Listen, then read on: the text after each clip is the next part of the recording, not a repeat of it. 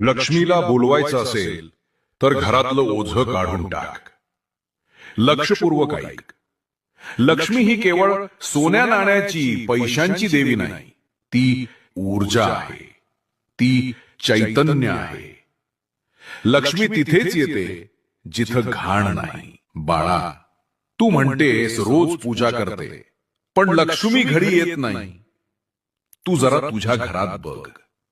जुने कपडे, तुटलेल्या गोष्टी, नको असलेली कागद, सगळं साठवून ठेवलेले असणार. तेच अडथळे आहेत. कारण जिथं जुना कचरा असतो तिथं नवं काहीच येत नाही. ए बाळा, प्रत्येक आठवड्यात एकदा वेळ काढ. बघ, जे काही वापरत नाहीस ते बाहेर फेकून दे. चांगले असेल तर ते कोणाला तरी दे ज्याला त्याचा उपयोग होईल.